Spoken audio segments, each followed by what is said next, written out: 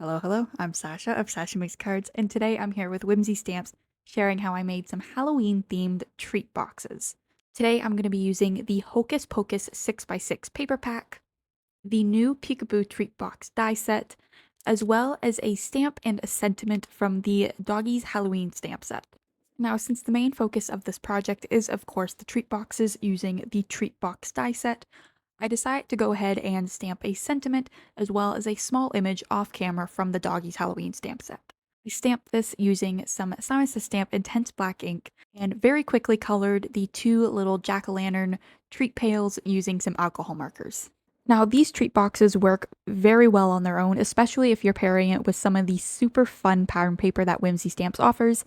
However, I always love to add a little bit of extra something, so that's why I decided to add the sentiment and the very small, simple image from the Doggies Halloween stamp set. Whimsy Stamps also has a ton of other stamp sets to choose from.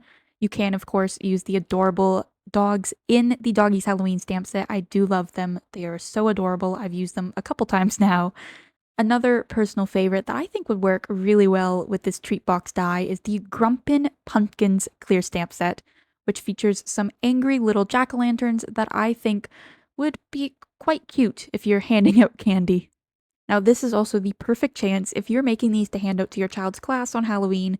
You can, of course, have your little ones color these stamped images and add a little extra personal touch to the treat boxes that they're handing out. Now, the paper pack that I'm going to be using today is the Hocus Pocus 6x6 paper pack. It features 24 double-sided sheets, 2 of each design, and it's perfect for these treat boxes. Because they are double-sided, it automatically means that there will be a design on the inside of the box, allowing for the treat boxes to have a more finished look once they are completed. Like the stamp sets, there are quite a few 6x6 paper packs to choose from so that you can switch things up and really customize what you are making your treat boxes for. There's a comics paper pack if you're making it for a birthday party. There's the Blissful Blues, the Cozy Winter in Blurry Flurries paper pack that I think would be fun for a more Christmas winter themed. And there's also the Extra Bunnies paper pack. I think that would be perfect for an Easter gift basket. There's really a ton of options, and it makes it very easy to make the treat boxes for whatever time of the year you want to. To make the treat boxes themselves, all you have to do is place the treat box die set onto the 6x6 paper pack, tape it down to make sure it does not move, and run it through your die cutting machine. I found that this treat box die is the perfect size for the 6x6 paper packs. You just have to make sure that you line it up and tape it down. I don't usually tape down my die cuts. I usually just run them through and hope for the best. However, I decide to just very quickly put some tape onto the die cut and the piece of paper just to ensure I got the perfect cut. Now, this die set also features some little windows that you can actually cut out from the treat box. There are a couple different options for this, so you can kind of customize it, which is really fun. You can choose a stitched circle, a stitched round square, a scalloped circle, a rectangle, or an oval to cut out a little shaped window from your treat box. Now, I of course decided to use the little scalloped circles. I think because it's just my favorite, I really like the way the scallop looks, so I decided to do that for both of the treat boxes I'm making here.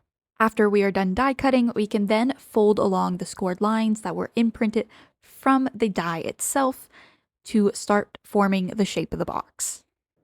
As I mentioned earlier, since this die fits perfectly on the 6x6 paper, it makes it really easy to mass produce these treat boxes, whether you're making them for a classroom, a party at work, to hand out even on Halloween, or also for Christmas. Like I said, you can use any of the paper packs that Whimsy Stamps offers, really mix it up, change it up, use it for all times of the year.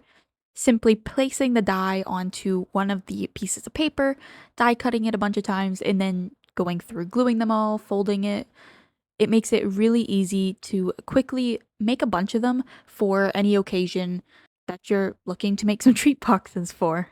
Now, as you can see here, I did already have one glued together as I started to glue this one, and that's because I realized as I moved on from the first box going to the second box that I overcomplicated how you have to put them together when making the first box. All you have to do is glue or tape, whatever method you would prefer, the tab on the side to the other side of the box. You don't even have to glue, tape the bottom.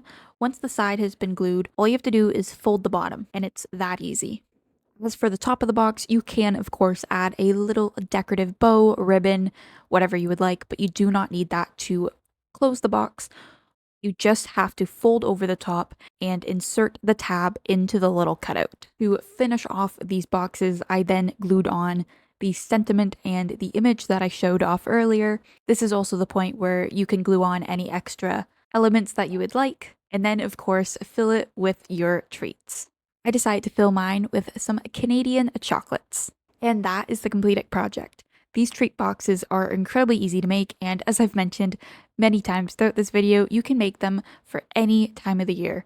Of course, Halloween is perfect because there's, at least to me, always going to be some candy involved in that. You can make these as stocking stuffers, you can make them for Easter baskets, birthday party favors, you can make them for whatever. But anyways, be sure to check out the description below to see the products I used to create these treat boxes today, as well as the other products I mentioned throughout this video, and to find my social media and the Whimsy Stamp social media. Thank you so much for watching, and I will see you next time.